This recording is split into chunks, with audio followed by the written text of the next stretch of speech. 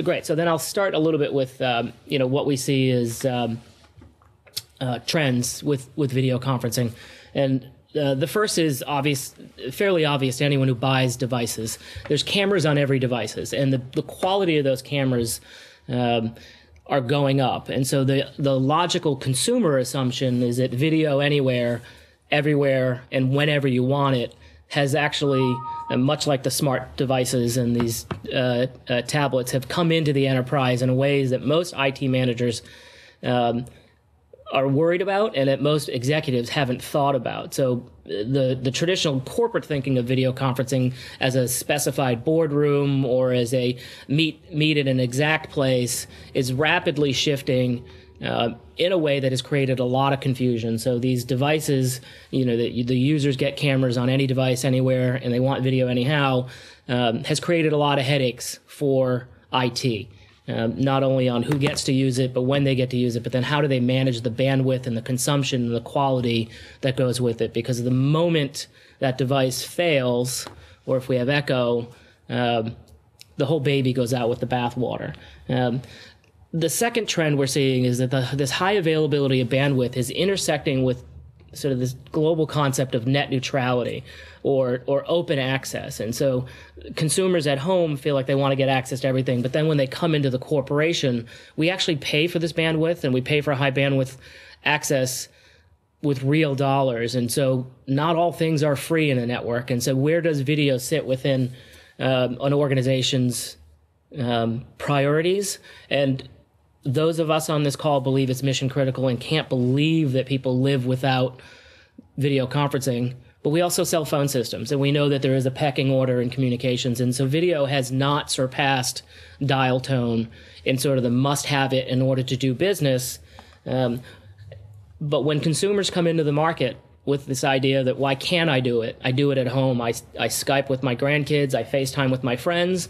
I should be able to meet with my business partners. Well, when that hits the enterprise and you're already paying thousands of dollars for a WAN, and you have other mission critical applications, the wrestling match has not been finished at the enterprise about where video wins. The great news about what we do, and you'll hear a little bit about this from Heidi and some of the anecdotes that Mike have, is that the life-size advantage is that we can actually do higher quality video with less bandwidth consumption. So we hear it every day. Customers want this kind of experience, but then how do they get those ports that they need? And how much bandwidth do they allocate to it? And is it an immersive enough experience to conduct business? And in that second trend, the idea that it should just be there or that everyone should have access can create a lot of problems, both on price and on implementation. Through our customer base, another trend has emerged, and it's something that I actually saw in InfoWeek last week. There's an article out there about improving partnerships through video.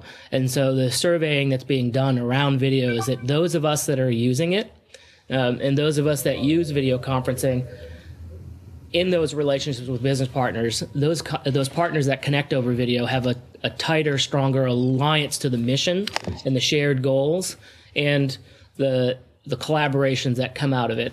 Heidi and I have actually had the privilege of having lunch together in the same city, in the same cafe, but we see each other daily because we have video. And so this is a much tighter channel relationship because we have it. And now we're in the industry so that we know it's true.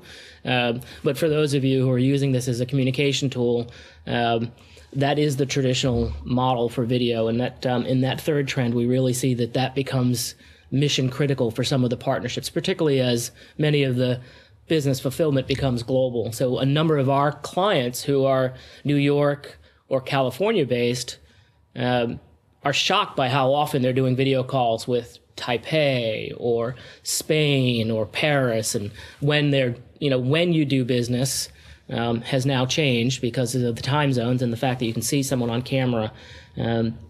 But underneath that, video is still not mission critical, so it still takes a backseat to the PBX or some other infrastructure. And we see that changing in 2014 because of that sticky relationship. Those three trends really lead to one of the changes in what perfect video conferencing is doing in 2014. And so John and I are pleased to announce sort of a change in the business model. We've always been a great reseller. John started on the carrier side, as did I. Pixel River, his other company, has been all about managed services for many, many years. And I've been all about product sales for many years. And what we see now is the software side of what video can do is creating a stickier engine and a cleaner ecosystem for customers to be able to interconnect. And so while we are going to still sell the life-size portfolio, PVC is launching their own video contact center this year. And that is going to be glue that ties in disparate technologies like Link, WebRTC, life-size, video. So we're going to be that ecosystem as software that helps you connect to your customer relation management tools like a Salesforce or a Sugar, a dialing infrastructure like Global Call, which John can speak a little bit more about, or any of the video clients. So while your end users believe in any device, we know we also need to think about any product. So we won't care how you connect. We just want to make sure that you have the ability to connect. The final motivator and the final comment I'll make about 2014 and the trends that I think all of the top video providers are seeing comes into the market of healthcare and what everyone else is learning around healthcare reimbursement. So the largest growth in video conferencing externally is in the healthcare market. Medical reimbursements, better patient access, better doctor access, quicker resolution to care issues. And all of that model, and the ATA has lots on their website about how that's changing, how we adopt and use video conferencing. We're seeing it from the sales side. So the largest accounts that are coming to us are in the medical industry.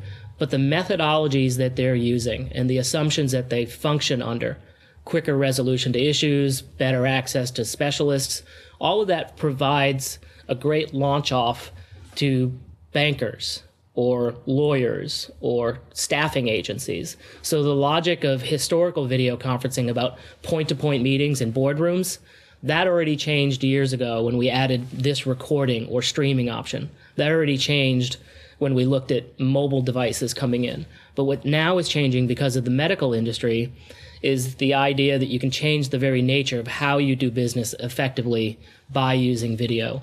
And that's a head-scratching opportunity for most enterprises. You know, if you're an accounting firm or a marketing firm, maybe you haven't thought about the inefficiencies within your business because you're doing fine. What we know at video, at the video practice level, is that when you look at video as a communications tool, you then also have to think about the way you change the nature of how you do business. And an IT manager may be wired for that, but oftentimes we need other stakeholders to have that conversation.